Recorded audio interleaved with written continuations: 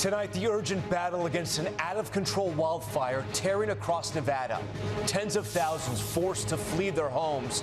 Entire neighborhoods burned down. Hundreds of firefighters attacking the flames by air and by land. Officials say a human likely caused this. Also breaking, the Supreme Court green-lighting President Trump's plan to restrict mail-in voting. As his administration launches an economic D-Day on Iran, the new sanctions announced, plus the trade war ramping up with Canada. One official there threatening to cut off electricity to the U.S. NFL owner busted. The head of the San Francisco 49ers arrested after allegedly trying to hire a prostitute in an Ohio trailer park. The endless power outage in Indiana. Tens of thousands without electricity for weeks. We're with the residents now growing desperate. New manhole mystery in New York. Video of 3 men in overalls climbing out of sewers right next to Madison Square Garden and Penn Station. So what's going on? Follow that man. Wild video of police jumping in an Uber to chase a potentially dangerous suspect. What the driver told us about the hot pursuit. Terrifying video of a family tubing when they're slammed into a boat. How an off-duty lifeguard saved his own family. Asleep at the wheel, a train operator caught on camera appearing to doze off before hitting another train. Record-setting robot, the humanoid that just ran faster than Usain Bolt. But what happened when it needed to stop? This is NBC Nightly News with Tom Yamas. And good evening, and we thank you for joining us on this Monday night. We want to begin with that race to contain a major wildfire out west, with tens of thousands evacuated from the Reno, Nevada area, and thousands more still in the fire's path. It was a race to get out as the blaze exploded over the weekend. This video you see right here shows flames spreading just feet from the highway. And here you can see the skies darkening with that black smoke as a line of cars try desperately to leave. One man driving his tractor through the smoke with the flames just inches away. And dozens of homes in this area burning to the ground and cars left charred to their frames as firefighters tried to get things under control, both on the ground and in the sky. This National Guard helicopter dropping huge buckets of water on that fire. And now fears that high winds and high temps will erase firefighters' progress. Steve Patterson and his team on the ground in Reno tonight, starting us off. Tonight, firefighters racing to contain the flames above Reno, threatening tens of thousands. The rapidly expanding Hawk Fire exploding over the weekend, racing over more than 15,000 acres, destroying dozens of homes and forcing 45,000 people to evacuate. I'm still scared to death. You don't know if the winds are going to shift and it's going to get worse. Another 40,000 told to pack and get ready to go. Every now and then, you'd hear a propane tank explode up on the hill. Mark Bordeaux, from just north of downtown Reno, evacuated his home Friday and has been living at the Bonanza Casino parking lot ever since. How bad was it? I could not see from my front door to the walk. Wow. And that was probably 20 feet.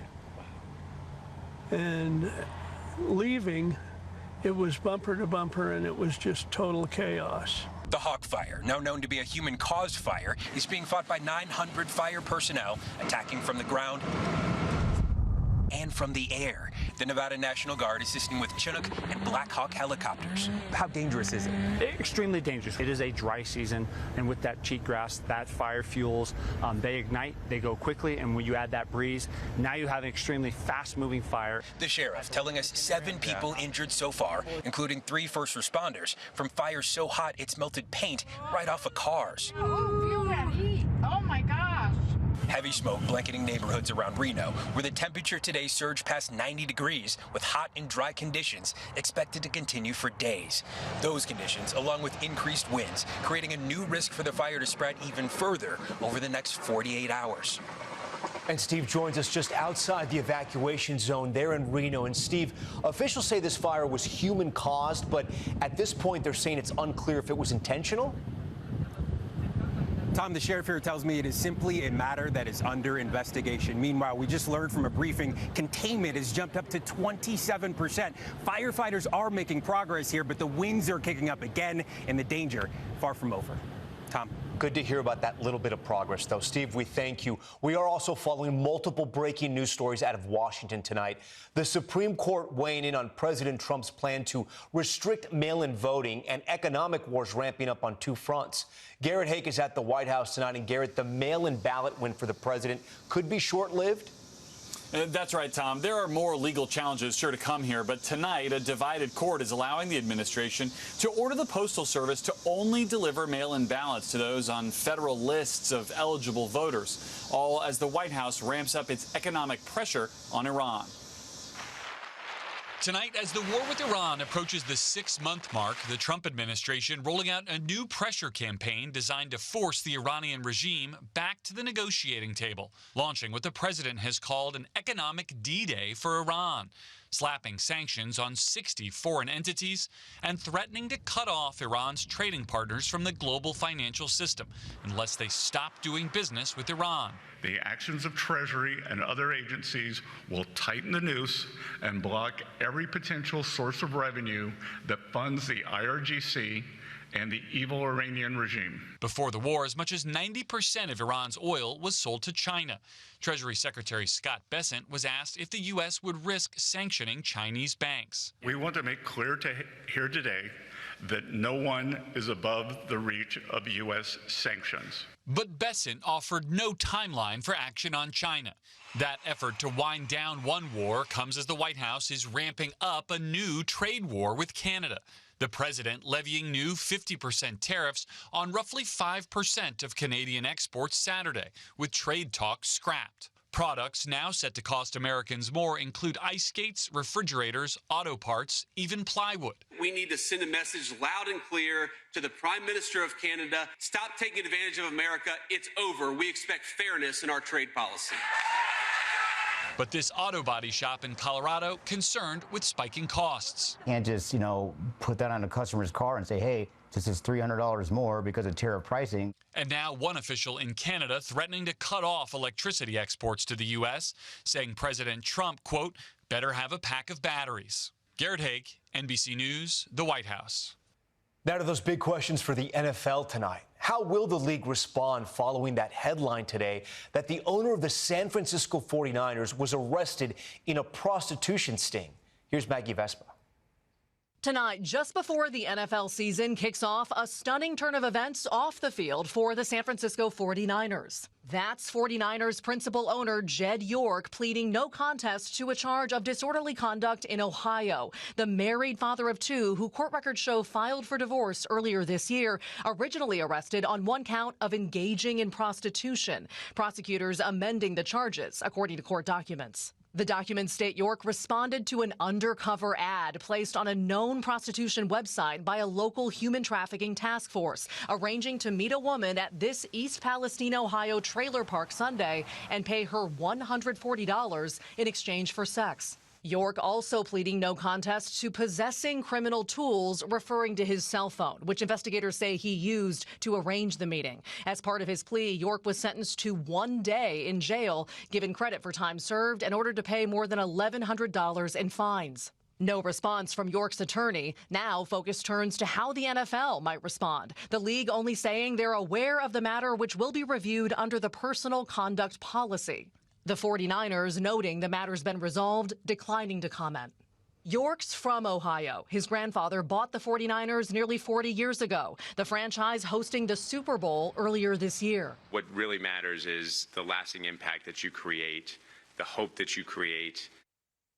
And Maggie, that NFL season starts in 2 weeks. What could the NFL do here? Yeah, well, Tom, the league's policy doesn't put any limits on punishments, only listing possibilities like paid leave. But it also says owners, quote, have traditionally been held to a higher standard and will be subject to more significant discipline. Tom. All right, Maggie, thank you. In Gary, Indiana tonight, a power outage now on its 13th day is creating brutal conditions for people unable to refrigerate their food, cool their homes, or in some cases, use critical medical equipment. Shaquille Brewster is on the ground there for more. In Gary, Indiana tonight, fear and outrage boiling over. I'm in a blackout, one of the worst ever for Indiana. There's no gas, no power, nowhere to go.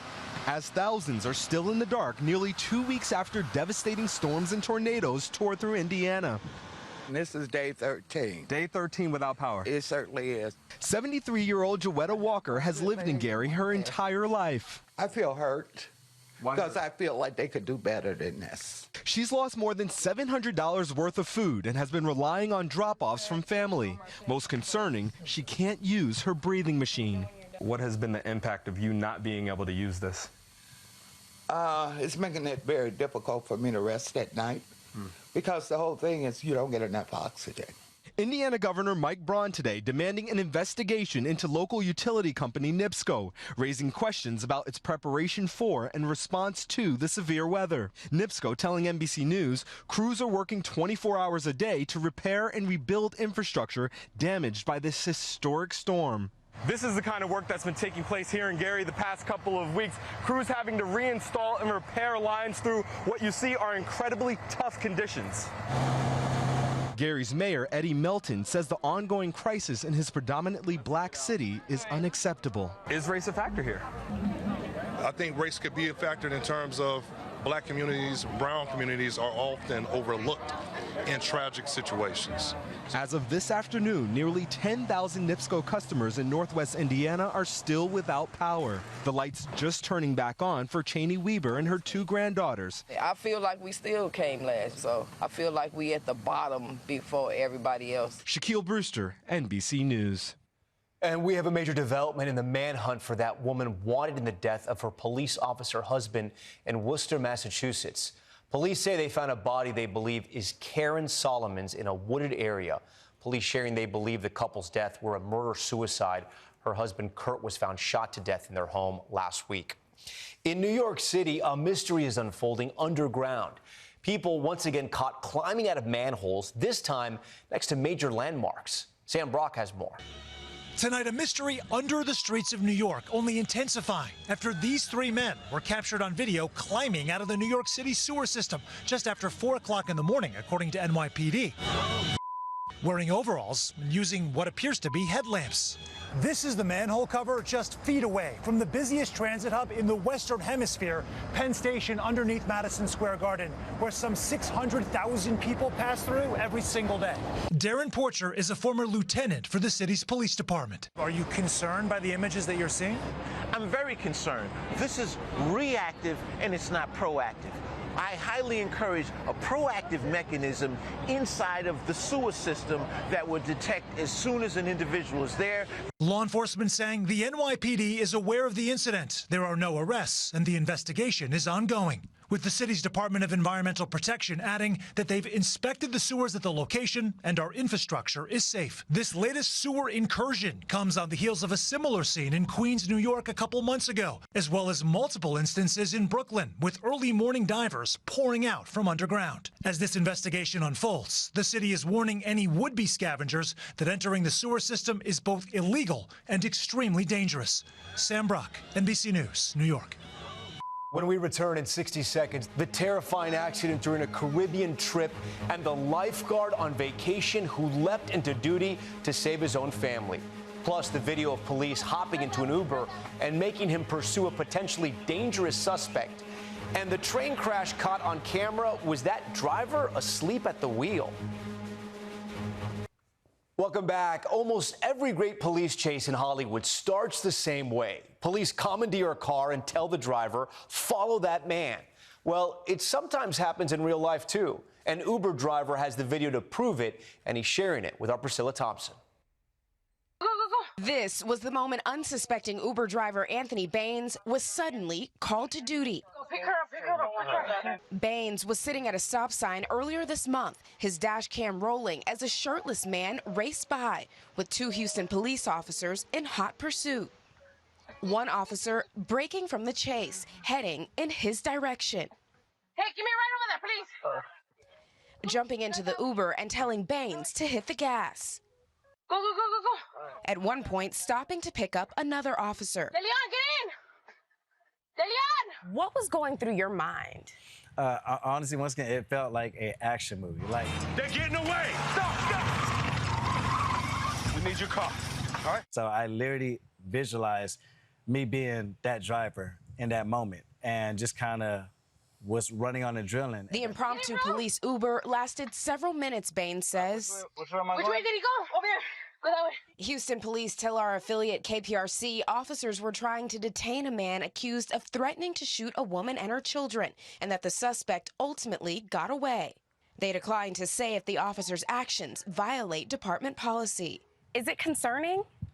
Absolutely. I mean, once again, 3 people in the car, 2 people signed up to be put in these very situations and are getting paid to be in those situations. Dangerous situations. Dangerous situations. Still, Bain says he's hoping for 5 stars for the ride. Priscilla Thompson, NBC News, Houston.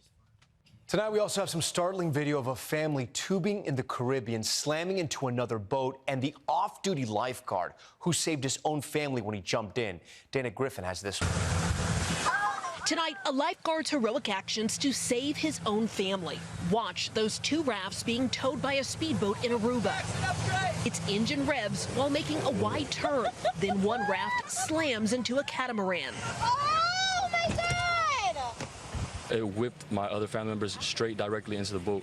And the minute I saw that, I knew I had to jump off my raft and go save them. That's lifeguard Marcelo Lorenzo, seen here jumping off the other raft and into the ocean to save his father, aunt, and cousin. The 24-year-old first reaches his dad. He was unresponsive underneath the boat. That's when I grab him and pull him up out of the water. Then when I swim to the backside of the boat, I find my cousin face down, unconscious in the open water. I then lifted my father onto the back of the smaller boat. That's where I found my aunt as well with a broken arm. Turns out Lorenzo spends most days here as a lifeguard in Hollywood, Florida. That day, thousands of miles away, he relied on his training to save his family. We're out here just getting ready for the worst, and that's exactly what happened. Lorenzo tells me his dad is now in the U.S. recovering after he had to stay behind in Aruba to be cleared for travel. As for the hero lifeguard, he is back on duty and being honored this week in Florida.